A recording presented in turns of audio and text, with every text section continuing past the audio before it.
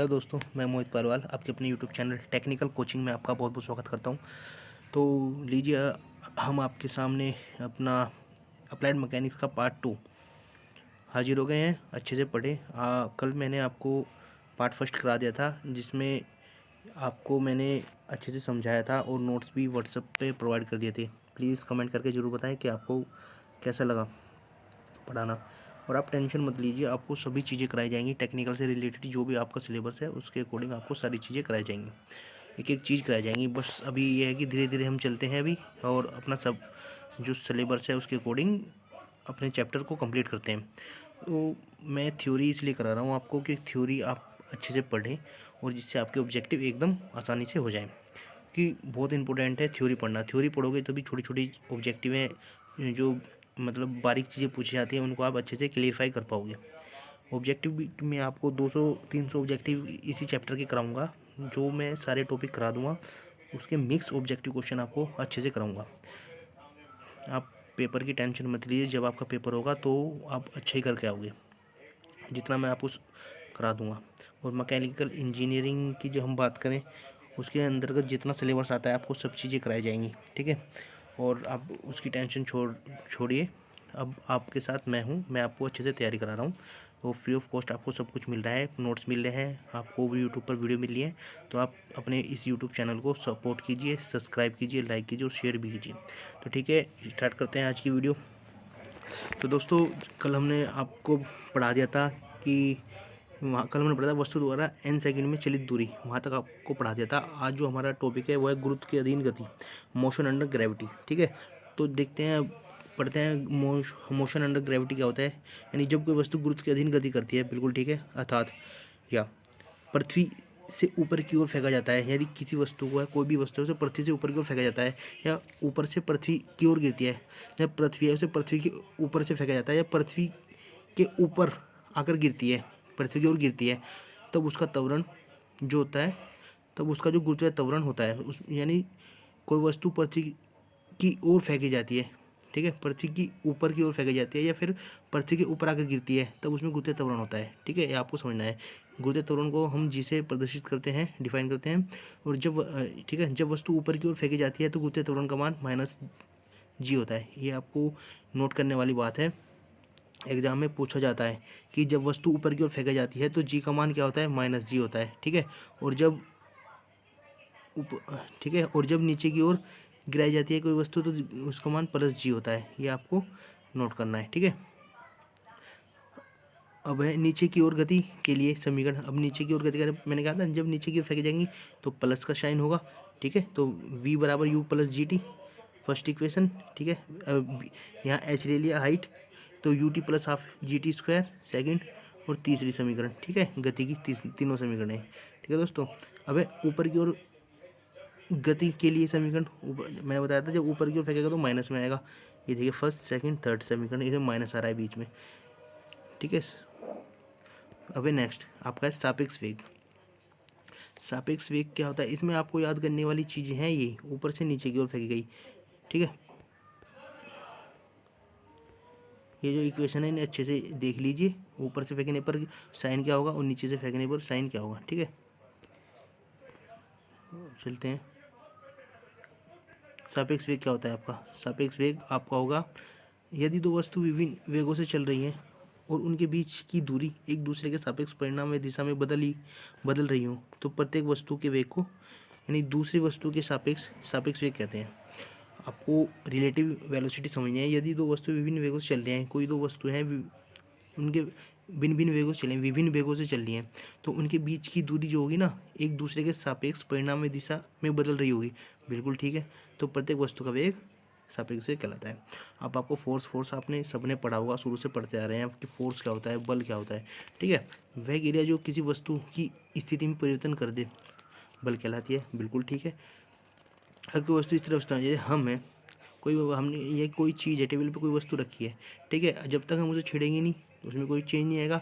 अगर उस अगर उस टेबल पर कोई जो चीज़ रखी है हमने उसे टच कर दिया, या कोई वो चल रही है, जैसे ट्रेन है वो चल रही है, उसे हमने चेंज कर दिया यानी छेड़ दिया, तो उसकी स्थिति एकदम परिवर्तन हो जाएगी। तो ये यही क्या गया, अगर कोई वस्तु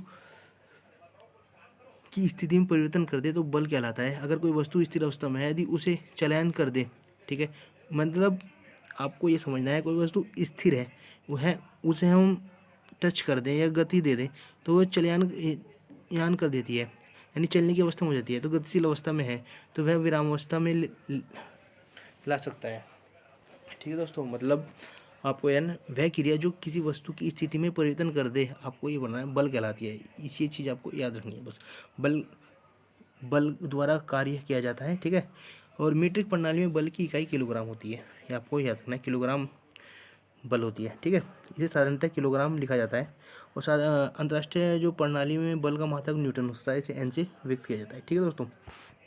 इसके बाद है यही है बल में ये वह क्रिया जो 1 किलोग्राम मात्रा की वस्तु में 9.81 मीटर पर सेकंड स्क्वायर का त्वरण उत्पन्न करती है, ठीक है, 1 किलोग्राम बल कहलाती है, ठीक है। इसकी जो ग्रेविटी दे रखी है, 1 किलोग्राम बल को गुरुत्वीय इकाई भी कहते हैं। इसे 9.81 संख्या पृथ्वी का गुरुत्वीय त्वरण है, 9.81, ठीक है। यह क्रिया किलोग्राम भार भी कहलाती है। यदि m मात्रा की वस्तु a त्वरण है तो बल का मान m इंटू ए होता है, आपको सब पता है। इसके आधार पर m मात्रा की वस्तु का भार m इंटू जी होगा। वह बल जो 1 किलोग्राम मात्रा की वस्तु में 1 मीटर पर सेकंड स्क्वायर का त्वरण उत्पन्न कर दे, उसे न्यूटन बल कहलाता है। इस आधार पर एम जी, डब्ल्यू बराबर एम जी होता है, भार बराबर, ठीक है। और m किलोग्राम का भार है, m इजिकल टू जो m है वो किलोग्राम का भार है, m इसमें किलोग्राम भार, ठीक है। m किलोग्राम भार हो गया, m इंटू 9.81 गुरुत्वीय त्वरण आ गया, ठीक है। ये किसके बराबर है, m के इक्वल है, और ये न्यूटन के है, 1 किलोग्राम इक्वल टू 9.81 न्यूटन होगा, ठीक है दोस्तों। वह बल जो 1 किलोग्राम मात्रा की वस्तु में 1 सेंटीमीटर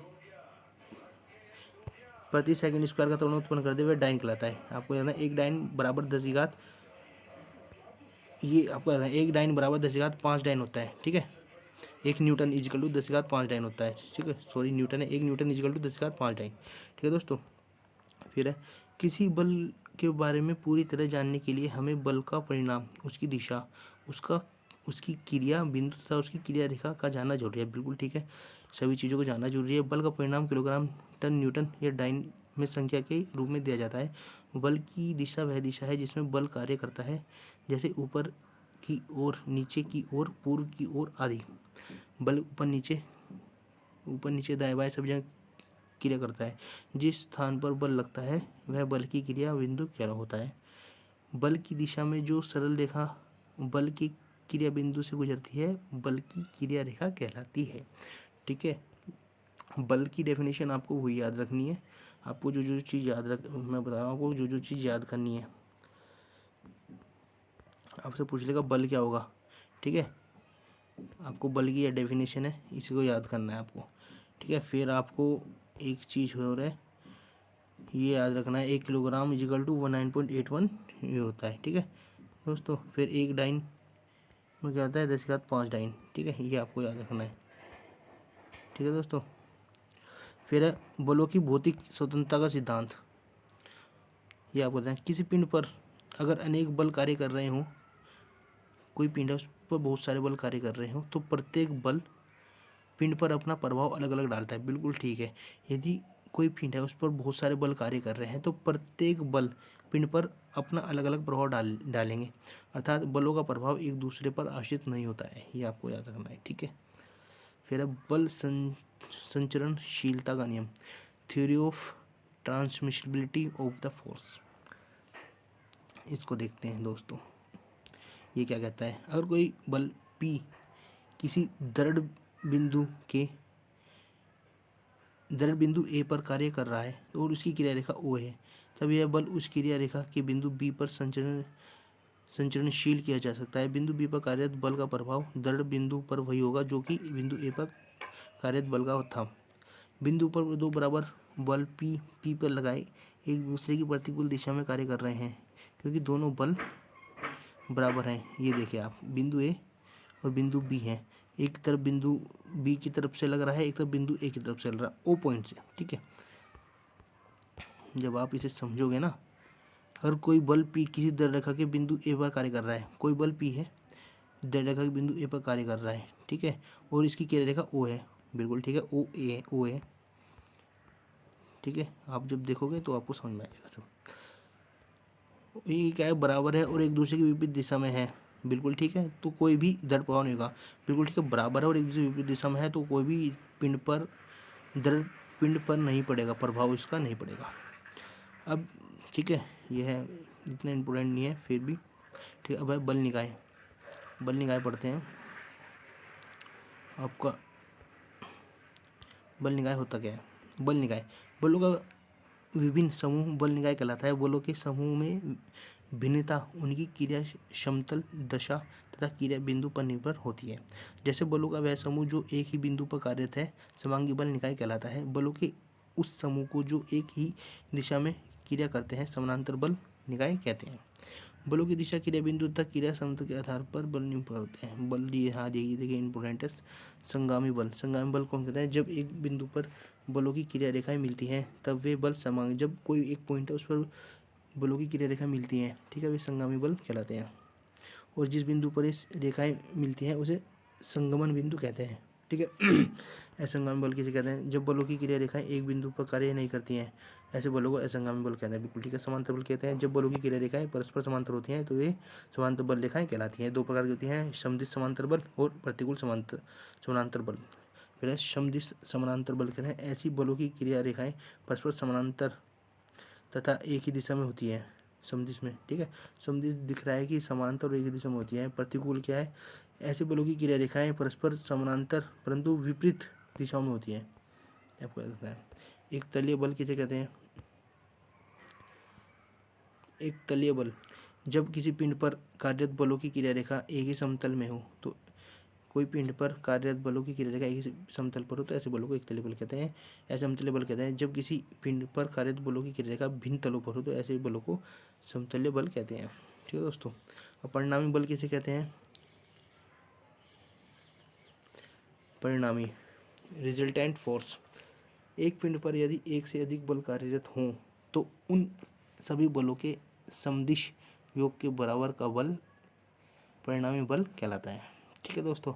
यदि एक पिंड पर यदि एक से अधिक बल कार्य हो, कोई एक पिंड पर कोई चीज़ है उस पर एक से अधिक बल कार्य कर रहे हैं तो उन सभी बलों के सदिश योग जो होगा बराबर का एक बल परिणामी बल कहलाता है, ठीक है।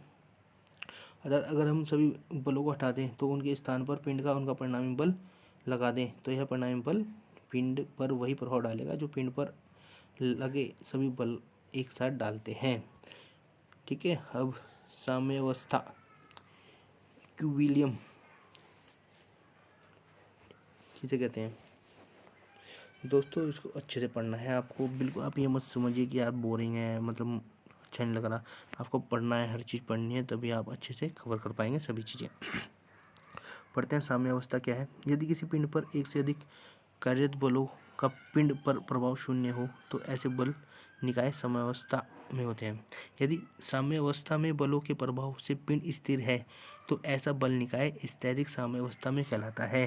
यदि गतिशील पिंड पर एक से अधिक बल कार्य कर रहे हैं और उनके प्रभाव में पिंड समान वेग से उसी दिशा में गति करता है तो ऐसे बल निकाय को गति साम्यावस्था कहते हैं, बिल्कुल ठीक है। उदासीन, ये उदासीन के बारे में कहा गया है, ठीक है दोस्तों। देखते हैं यदि कोई पिंड एक से अधिक बल पर कार्य कर रहे हैं तो उनके बलों के प्रभाव से पिंड अथवा विस्थापित होकर अपनी पूर्व अवस्था में न आए, उनकी साम्यावस्था में कमी न हो तो ऐसे बल निकाय उदासीन साम्यावस्था कहलाते हैं, ठीक है दोस्तों। तो आज आपको यहाँ तक मैंने पढ़ा दिया है, इसको अच्छे से पढ़ें। इस 2-3 बार इसको आप अच्छे से पढ़ोगे तो आपको याद हो जाएगा। आप बिल्कुल भी बोर मत होइए, अच्छे से पढ़ें, पेन कॉपी लेकर पढ़ें, ठीक है। और बताना फिर वीडियो कैसी लगी, ठीक है। और लाइक सब्सक्राइब करना ना भूलें और शेयर करना भी। आपके जितने दोस्त हैं उनको शेयर कीजिए, व्हाट्सएप पे, फेसबुक पे, ठीक है, इंस्टाग्राम पे, जिस पे भी। और प्लीज़ सपोर्ट कीजिए, सपोर्ट की ज़रूरत है, आपका सपोर्ट ही हमारा मोटिवेशन है। तो दोस्तों मिलते हैं कल को 7 बजे एक न्यू टॉपिक के साथ। कल को आपको ना एक इंटरेस्टिंग टॉपिक पढ़ाया जाएगा जिसमें आपको पढ़ने में मज़ा आएगा। मैं आपको बता देता हूँ, वो इंटरेस्टिंग टॉपिक आपका बलों के समांतर चतुर्भुज का नियम पढ़ाया जाएगा आपको, इम्पोर्टेंट है। और उस पर आपको फॉर्मूला बेस्ड क्वेश्चन भी आते हैं और वैसे भी पूछा जाता है, ठीक है। आपको अच्छे से कराया जाएगा। दोस्तों चलते हैं फिर। वीडियो देखने के लिए बहुत बहुत धन्यवाद, और शेयर करना ना भूलें यार, प्लीज़ सब्सक्राइब जरूर कर दें। ठीक है, थैंक यू फॉर वॉचिंग।